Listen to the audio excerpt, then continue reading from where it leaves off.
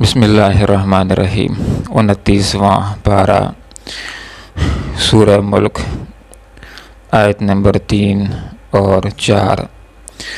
اعوذ باللہ من الشیطان الرجیم بسم اللہ الرحمن الرحیم الذی خلق 7 سماوات طباقا ما ترى في خلق الرحمن من تفاوت فارجع البصر هل ترى من فطور ثم ارجع البصر كرتين ينقلب إليك البصر خاسئا وهو حسير۔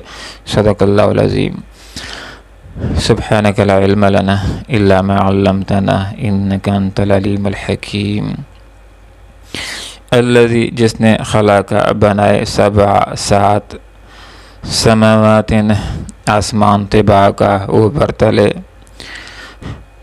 ما ترى تم نہیں دیکھو گے فی خلق الرحمن رحمان کی تخلیق میں من تفاوت کوئی بے ربطی، فرج پس لوٹاؤ البصر اپنی نگاہ کو، ہل ترى کیا تم دیکھتے ہو من فطور کوئی خلل، ثم پھر ارجع لوٹاؤ البصر اپنی نگاہ کو کرتین بار بار، ینقلب لوٹ آئے گی الیکا تیری طرف البصر تیری نگاہ، خاسئا ناکام ہو کر، وہ خسیر اور وہ تھکی ہوئی ہوگی۔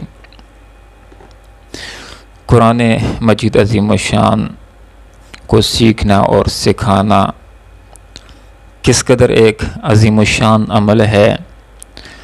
آپ صلی اللہ علیہ وسلم نے ارشاد فرمایا، خیرکم من تعلم القرآن وعلم، تم میں سب سے بہتر ہے وہ جو قرآن کو سیکھے اور اس کو سکھائے۔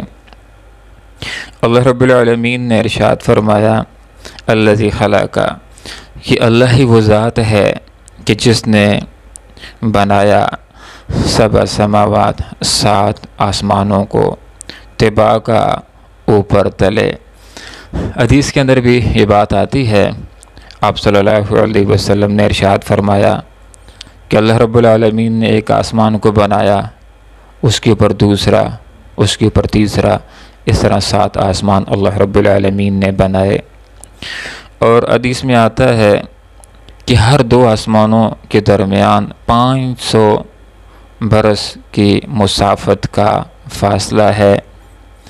حدیث معراج کے اندر بھی یہ بات مذکور ہے کہ آسمان 7 ہیں، اور معراج کے موقع کے اوپر آپ صلی اللہ علیہ وسلم کی پہلے آسمان کے اوپر حضرت آدم علیہ السلام کے ساتھ، دوسرے آسمان کے اوپر حضرت عیسیٰ اور یحییٰ علیہ السلام کے ساتھ، اور تیسرے آسمان کے اوپر حضرت ادریس علیہ السلام کے ساتھ، چوتھے آسمان کے اوپر حضرت یوسف علیہ السلام کے ساتھ، 5واں آسمان کے اوپر حضرت ہارون علیہ السلام کے ساتھ، چھٹے آسمان کے اوپر حضرت موسیٰ علیہ السلام کے ساتھ، اور 7ویں آسمان کے اوپر آپ صلی اللہ علیہ وسلم کی حضرت ابراہیم علیہ السلام کے ساتھ ملاقات ہوئی تھی۔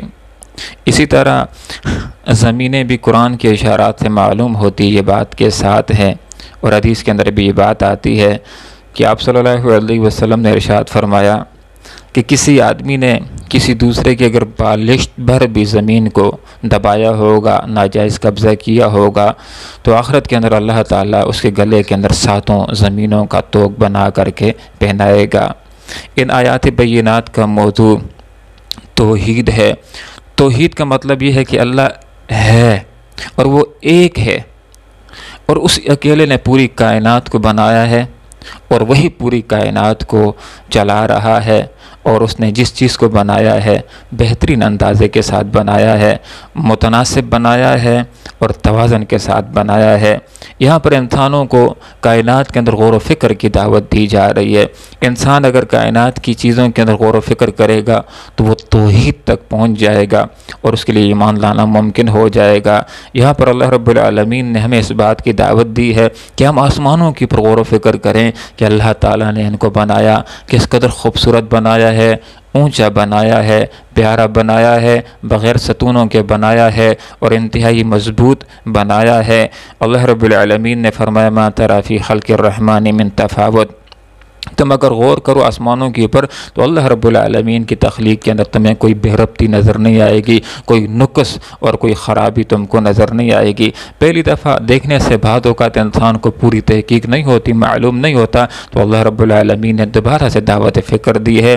فرمایا فرج البصر، دوبارہ اپنی نگاہ کو لوٹاؤ، اب دوربین کے ذریعے سے دیکھنے کی کوشش کرو۔ حل تری من فطور، کیا تمہیں اللہ کی تخلیق کے اندر کوئی خلل نظر آتا ہے؟ کیا تمہیں آسمان کے اندر کوئی درز نظر آتی ہے؟ کیا تمہیں آسمان کے اندر کوئی چیراٹ نظر آتا ہے، کوئی خرابی نظر آتی ہے؟ بار بار غور و فکر کرو۔ پھر سے اللہ رب العالمین نے فرمایا ثم ارجع البصر کرتین، بار بار اپنی نگاہ کو لوٹاؤ، دوربینوں کے ذریعے سے، خوربینوں کے ذریعے سے، جہازوں کے اندر بیٹھ کر آسمان کے قریب جا کر کے دیکھو، تمہیں کوئی نقص نظر نہیں آئے گا۔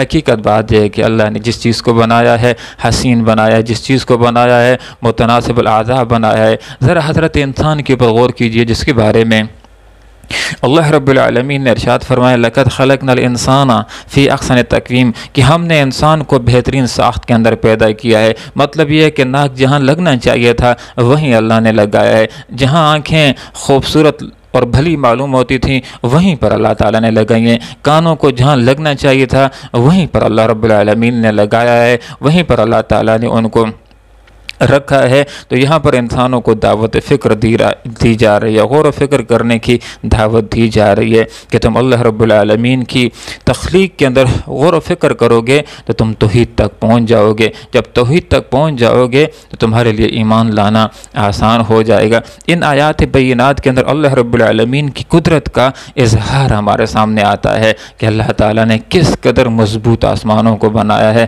اللہ رب العالمین سے دعا کرتے ہیں کہ اللہ تعالیٰ میں قرآن کو سیکھنے کی، اس کی پر عمل کرنے کی توفیق عطا فرمائے۔ وآخر دعوانا ان الحمد للہ رب العالمین۔